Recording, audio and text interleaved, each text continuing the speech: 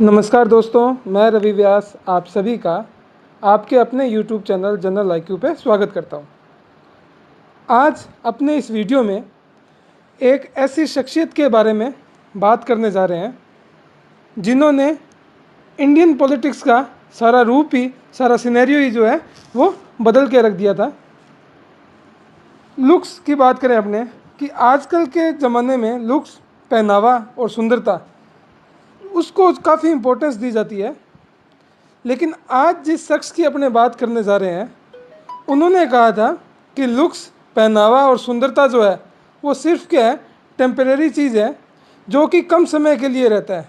आदमी की value, ethics और उसका करेक्टर जो है वो उम्र भर उसके साथ रहता है और उसके जाने के बाद भी लोग उसके करेक्टर की या वैल्यूज़ की या एथिक्स की चर्चा करते हैं।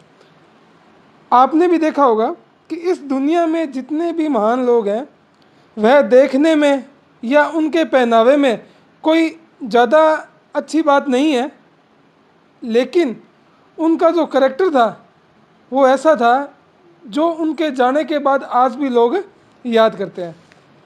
आज भी हम इस वीडियो में ऐसे ही शख्स की बात करेंगे जिनकी लुक्स के बारे में लोगों ने बहुत ही जो है मजाक उड़ाया था और काफ़ी उनको जो है उनके लुक्स के बारे में लोग चर्चा किया करते थे कि ये जो है एकदम साधारण दिखते हैं। प्रेस कॉन्फ्रेंस जब होती थी तो प्रेस रिपोर्टर भी ना इनके लुक्स के बारे में जो है मजाक उड़ाते थे, जिसके कारण उन्होंने जो है एक बार प्रेस कॉन्फ्रेंस करने से ही इनकार कर दिया था। इन सब को दरकिनार करते हुए पूरी दुनिया को उन्होंने, उस शख्सियत ने अपने कदमों में झुकाया और एक ऐसा भारत का निर्माण किया जिसे कोई भी उनसे पहले पीएम या आज भी कोई पीएम है वो कर नहीं पाया। जी हाँ, हम बात कर रहे हैं the greatest leader we ever had, Lal Bahadur Shastri. Lal Bahadur Shastri जो है वो खादी पहना करते थे, सच्चे गांधीवादी माने जाते थे। लाल बहादुर शास्त्री जो है सिर्फ 18 महीने जो भारत के प्रधानमंत्री रहे और इन 18 महीनों के कार्यकाल में उन्होंने ऐसा कुछ किया कि वो हर भारतीय के दिल में जो है आज भी जो है वो उसी तरह बसते हैं। शास्त्री जी जो है वो भारत के दूसरे प्रधानमंत्री थे। उन्होंने 9 जून 1964 से 11 जनवरी 1996 तक भारत के जो है प्रधानमंत्री पद पे कार्यरत रहे। वो आज़ादी के पश्चात जो है शास्त्री जी यूपी के जो है संसदीय सचिव के पद पे रहे। अगर अपने उनके राजनीतिक करियर की बातें करें तो आज़ादी के बाद वो यूपी के संसदीय सचिव रहे। क्यों? क्योंकि उनका जन्म भी जो है मुगल सराय यूपी में ही हुआ था।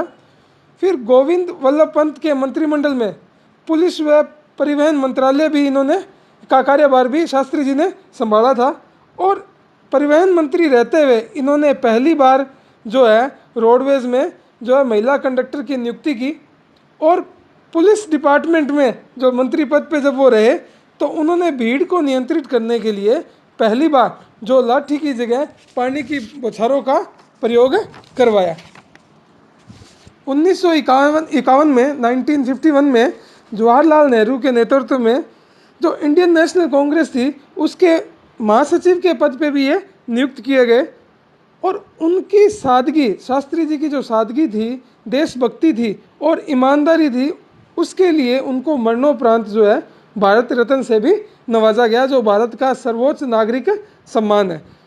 शास्त्री जी का जन्म जो था वो 1904 में मुगल सराय यूपी में हुआ और परिवार में सबसे छोटे होने के कारण शास्त्री जी को प्यार से उनके घर वाले जो हैं वो नन्हे कह के पुकारते थे। शास्त्री जी को जो शास्त्री की उपाधि मिली वो जो है काशी विद्यापीठ से स्नातक करने के बाद मिली। उससे पहले वो श्रीवास्तव सरनेम का यूज़ करते थे और काशी विद्यापीठ से शास्त्री की जो उपाधि मिली उसके बाद उन्होंने श्रीवास्तव शब्द को अपने नाम से हटा गया और उसके बाद जो शास्त्री शब्द था वो लाल बहादुर का पर्यायवाची शब्द ही बन गया और आज भी शास्त्री जी को जो है पूरा भारत जो है वो पूरे सम्मान के साथ याद करता है और उनकी सादगी की कदर करता है। शास्त्री जी का जो राजनीतिक सफ़र था वो संस्कृत में स्नातक करने के बाद भारत सेवक संघ से वो जुड़े और यहीं से देश सेवा का प्रण लिया और यहाँ से अपने राजनीतिक जीवन की शुरुआत की। शास्त्री जी जो थे वो सच्चे गांधीवादी जाने जाते थे और उन्होंने अपना सारा जीवन जो है वो सादगी से बिताया। खादी वो पहनते थे। भारतीय स्वाधीनता संग्राम के जो जितने भी कार्यक्रम थे इम्पोर्टेंट, उन सब में उनकी सक्रिय भूमिका रहती थी। और मुख्यतः अगर अपने देखें कि कौन कौन से स्वाधीनता संग्राम में उन्होंने भाग लिया, तो 1921 का गांधी जी ने जो असहयोग आंदोलन किया, 1930 में जो गांधी जी ने दांडी मार्च की, या 1942 में भारत छोड़ो आंदोलन अंग्रेजों के खिलाफ उन्होंने छेड़ा, उन सब में लाल बहादुर शास्त्री की जो है वो सक्रिय भूमिका रही थी। 8 अगस्त 1942 को जब गांधी जी ने बम्बई से अंग्रेजों को भारत छोड़ो का नारा दिया और भारतीयों को करो या मरो का नारा दिया, तो उस समय स्वतंत्रता की लड़ाई जो है भारत में अपने चरम पे थी। और 9 अगस्त 1942 को शास्त्री जी ने इलाहाबाद पहुंचकर गांधी जी के करो या मरो के नारे को चतुराई पूर्वक चेंज करके मरो नहीं मारो में बदल दिया और अप्रत्याशित रूप से पूरे भारत में जो है क्रांति की मिसाल को उन्होंने जो है वो प्रचंड किया और क्रांति को बहुत आगे बढ़ाया। शास्त्री जी को इसके लिए जेल भी जाना पड़ा और इलाहाबाद रहते हुए नेहरू जी से भी जो है शास्त्री जी की जो नज़दीकियाँ बढ़ी। इलाहाबाद रहते हुए नेहरू जी से जो इनकी नज़दीकियाँ बढ़ी, उसके कारण जो है इनको नेहरू जी के मंत्रिमंडल में जो है गृह मंत्री के प्रमुख पद पर भी कार्य करने का जो है मौका मिला। और नेहरू जी के निधन के बाद लाल बहादुर शास्त्री जी भारत के दूसरे प्रधानमंत्री बने और लगभग 18 महीने जो है जो प्रधानमंत्री पद पर इनका कार्यकाल रहा। शास्त्री जी ने जो 1964 को प्रथम संवाददाता सम्मेलन, जब प्राइम मिनिस्टर बनने के बाद पहला प्रेस कॉन्फ्रेंस हुआ, उसमें अपनी शीर्ष की जो प्राथमिकताएं थी, प्रायोरिटी थी, उनमें खाद्यान्न मूल्यों को बढ़ने से रोकना उनका पहला लक्ष्य था और जिसमें वो काफ़ी सफल भी रहे। और अगर शास्त्री जी का कार्यकाल निष्पक्ष रूप से देखा जाए तो वो काफ़ी कठिन था, काफ़ी चुनौतीपूर्ण था, क्योंकि पूंजीपति उस टाइम देश पे हावी होना चाह रहे थे और दुश्मन देश जैसे पाकिस्तान है वो भी जो है भारत पे जो है आक्रमण करने की या लड़ाई करने की फिराक में था। और 1965 में पाकिस्तान ने अचानक रात में हवाई हमले किए, जिसके बाद परंपरा के अनुसार राष्ट्रपति ने, भारत के राष्ट्रपति जी ने तीनों सेना प्रमुखों के साथ व मंत्रिमंडल के साथ एक मीटिंग बुलाई, आपात मीटिंग बुलाई, जिसमें तीनों सेना प्रमुख भी शामिल थे, मंत्रिमंडल भी शामिल थे और शास्त्री जी आप भी शामिल थे। तो तीनों सेना प्रमुखों ने सारे हालात का जायज़ा देने के बाद बॉर्डर के, तो शास्त्री जी ने पूछा कि अब आगे क्या ऑर्डर है। तो शास्त्री जी ने एक वाक्य में उत्तर दिया कि आप देश की रक्षा कीजिए और आप मुझे बताइए कि हमें क्या करना है। और इसी टाइम जो है शास्त्री जी ने जय जवान जय किसान का नारा दिया और इस नारे ने तो पूरे भारत की स्थिति को ही पलट के रख दिया। और इस नारे ने जो भारतीय सेना में और प्रत्येक भारतीय नागरिक में जो है एक देशभक्ति की जो है लहर को बढ़ाया और पूरा देश एकजुट हो गया। और इस तरह के नेतृत्व की पाकिस्तान ने भी जो है वो कल्पना नहीं की थी कि भारत में इस तरह का नेतृत्व भी अभी है या ऐसा नेतृत्व भारत में कोई कर सकता है।